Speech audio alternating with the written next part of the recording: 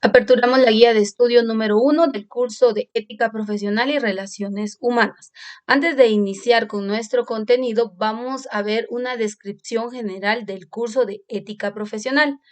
Como bien sabemos, pues en línea se encuentran los graduandos o jóvenes que están ya en el proceso, en la etapa final de lo que es el proceso de estudio. Todos vamos a diversos campos laborales. Todos sabemos que como profesionales en un futuro tendremos distintos escenarios, tendremos distintas áreas, industrias y personas con las cuales nos vamos a estar desenvolviendo, vamos a desarrollarnos, pero desde el punto de vista profesional. Por eso es muy importante retroalimentar y una vez más consolidar todos aquellos aspectos que definen una personalidad profesional. En la descripción del curso nos dice, para el estudio de este curso y como bases sólidas, es importante conocer en qué consiste la ética, los elementos que la componen y en qué espacios o ambientes los aplicamos. También estudiaremos los protocolos, valores y principios que nos permitan tener buenas relaciones humanas. El objetivo de estudiar los elementos de la ética profesional es poder llegar a tener buenas relaciones humanas. Es decir, que al momento de que sociabilicemos en los distintos escenarios, nosotros podamos ser personas bien recibidas. Ese es el primer objetivo de hacer un estudio de lo que es la ética profesional y en sí la ética como tal. En el contenido para esta guía estaremos viendo entonces la introducción a la ética, las partes de la ética como rama filosófica y la sociabilidad humana. Empezamos con el primer término que es la introducción a la ética. Vamos a partir de una idea principal y un punto sumamente importante. Cada persona tiene una filosofía, tiene una forma de pensamiento. La filosofía responde a la forma de pensar. En resumidas palabras, no lo voy a dar desde el punto de vista conceptual, ya nos vamos a ir a ese aspecto, pero la filosofía responde a la forma de pensar. Como seres humanos y todos los que estamos conectados el día de hoy, hemos sido criados en distintos escenarios, en distintas épocas en un contexto y en un entorno totalmente distinto. Sin embargo, vamos a conocer que hay ciertos valores o ciertos elementos de la ética que aunque hayamos estado en diversos escenarios, son generales. Es decir, aquí y en cualquier parte del mundo se van a aplicar tomando en cuenta que como cada uno de nosotros tenemos diversas formas de pensamiento, vamos a resaltar algunos más que otros. El ser humano, como parte del desarrollo y del crecimiento, el ser humano siempre es necesario que crezca y se desarrolle en 5 áreas, pero cada uno le dará énfasis, importancia o relevancia a cada una de estas según su personalidad. Por ejemplo, todos como seres humanos nos desarrollamos en el ámbito espiritual, una relación con Dios, nuestra fe, nuestro credo, nuestras creencias, nuestra ideología. Todos nos relacionamos en el ámbito familiar, papá, mamá, hermanos, tíos, primos, entre otros. Todos nos desarrollamos en el ámbito emocional, en el ámbito sentimental. Ahora, ¿por qué no lo clasifico en el área de familia? Porque cada quien, o sea, todos sabemos que el amor o el sentimiento que se crea o se desarrolla por la familia no es el mismo que se puede desarrollar o crear al momento de elegir o tener a una persona del género opuesto. Definitivamente no es lo mismo. Entonces, hay un desarrollo, un crecimiento en ese sentido. Todos los seres humanos nos desarrollamos en el ámbito intelectual, que es lo que hoy en día nosotros estamos haciendo. Todos tenemos una inclinación, tenemos un deseo por una preparación académica y todos nos enfocamos en ese ámbito. Pero también todos los seres humanos nos desarrollamos en el ámbito material, una casa, un carro, bienes, recursos, dinero, entre otros. Entonces, hay 5 áreas donde es necesario que el ser humano se logre desarrollar.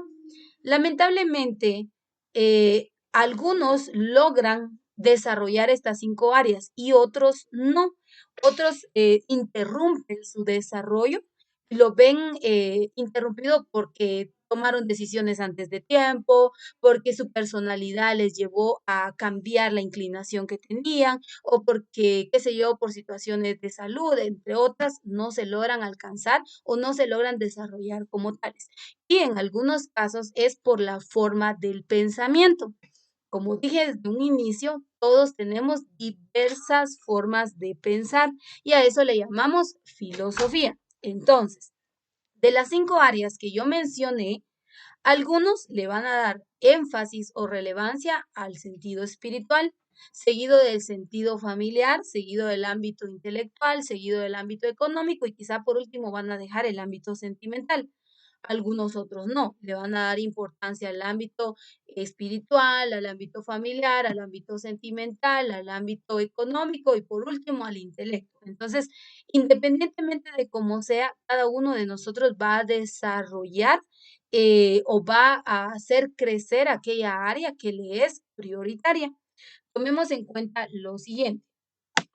El ser humano tiene algo que es conocido como temperamento y del temperamento surge el carácter.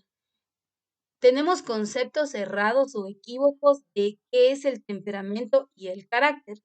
El temperamento es algo que nosotros ya traemos por naturaleza, que viene incorporado dentro de nuestro chip, y si nosotros queremos saber o cambiarlo, no podríamos hacerlo, porque el temperamento es el resultado de la genética. Papá y mamá, la unión de sus genes, dan como resultado el temperamento que nosotros tenemos como hijos. Entonces, no se puede cambiar.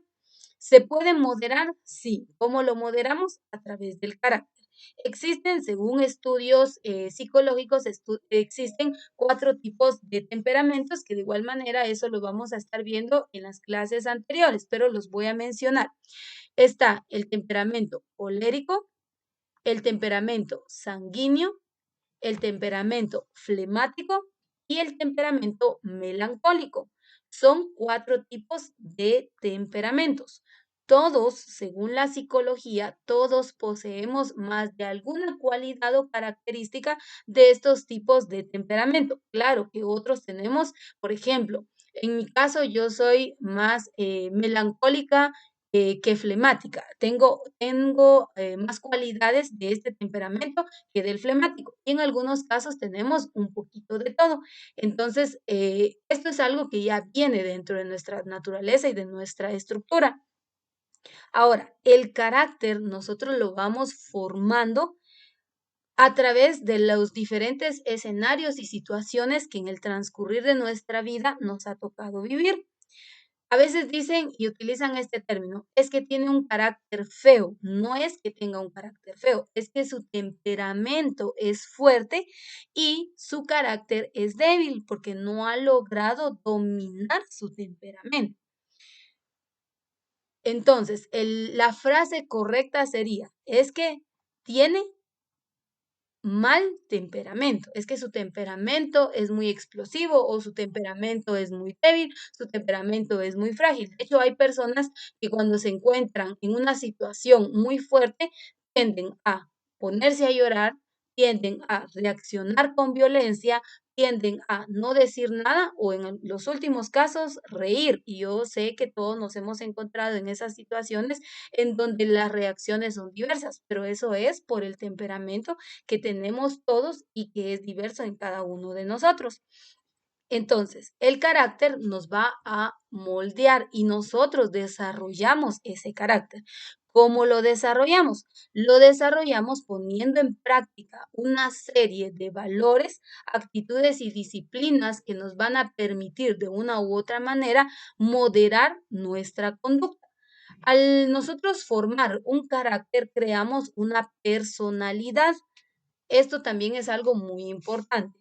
Formamos una personalidad. Algunos, yo sé que todos, usted se va a tener que hacer una autoevaluación en este momento, pero no me dejará mentir, ¿verdad? Hay personas, yo siempre he dicho que la edad no define la madurez.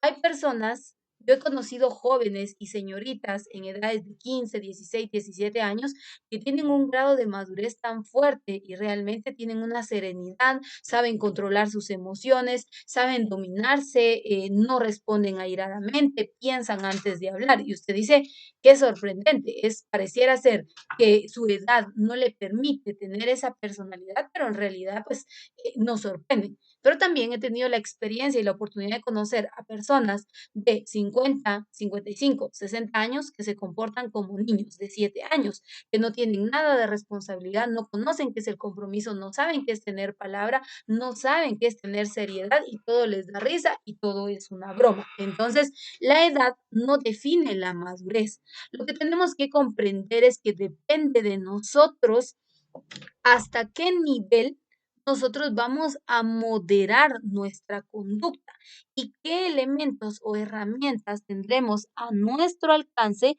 para poder moderar esa conducta.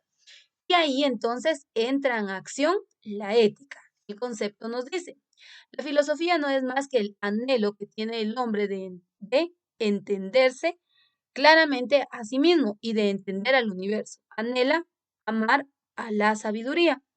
El anhelo nos lleva a la reflexión, el anhelo y la reflexión para entender nuestra vida. Eso es la filosofía. La filosofía de la conducta es el estudio del eterno problema de lo bueno y lo malo. Desde Sócrates, siglo V antes de Cristo, se aspira a establecer principios y normas racionales que dirijan el comportamiento humano, la vida racionalmente dirigida conforme a las exigencias fundamentales de nuestro mismo ser. Es lo que los griegos llaman ethos. La filosofía de la conducta empieza con una indagación sobre los principios generales de la acción humana, que es conocida como la ética. La ética del griego, aquí vemos el origen etimológico de esta palabra, viene del griego ethos, que significa costumbre. Dice etimológicamente ciencia de las costumbres, estudio de lo que debe ser y hacer el hombre. Moral, del latín mos, moris, que significa costumbre. Ética es ciencia de los actos humanos en cuanto a la moralidad. Moralidad es propiedad que tienen los actos humanos en relación con la ley moral. Los actos son buenos o malos según se conforme o no con la ley. Vamos a explicar este punto. La filosofía, entonces, ya vimos que es la forma de pensar y la filosofía rige nuestra conducta. Dicen que todo es relativo, ustedes, todo es relativo. Por ejemplo, la manera en que usted fue enseñado, la manera en que usted fue criado, los escenarios, el contexto y la cultura que le rodeó, entonces ha forjado en usted ciertos valores. Y me voy a ir con algo tan básico. Los modismos en cuanto al tratamiento con las personas. Por ejemplo, si usted ya me escuchó, yo a usted lo trato de usted. No lo voy a tratar de vos y tampoco lo voy a tratar de tú. No puedo. Porque mi ética profesional me dice que yo me debo dirigir hacia su persona con respeto. A mí me enseñaron que el usted era sinónimo de respeto. Algunos de los que están conectados, pues yo ya les duplico la edad, déjeme decirle. Y cuando yo crecí, los cimientos, los valores y las bases que a mí mis padres me inculcaron era papá, mamá, yo los debo tratar de usted. A mis hermanos mayores, por respeto, los trato de usted. A las personas mayores, por respeto, los trato de usted. Claro que sé tratar de vos, pero solo trato de vos a mis hermanos. Yo no puedo, hermanos menores, yo no puedo tratar de vos a un amigo o mucho menos a un compañero de trabajo porque es falta de respeto. El tú, que lo empleamos en su mayoría, pues permite como crear esos lazos un poquito más de confianza, ¿verdad? Pero de igual manera no puedo tratar, por ejemplo, yo no podría llegar a mi trabajo y tratar a mi autoridad o a mi jefa de tú. Sería una falta de respeto según la manera en que a mí me inculcaron y según la manera en que a mí me educaron con valores. Ahora usted dirá, qué exageración. Pues a mí no me inculcaron así, dirá usted, ¿verdad? Yo he escuchado a jóvenes que tratan a papá y a mamá de vos e incluso por el nombre, e incluso a veces por broma lo hemos hecho con papá y mamá, pero no se siente tan bien, ¿verdad? Porque nuestros valores nos dicen que no. No es que no haya confianza, sino es como más tema de respeto.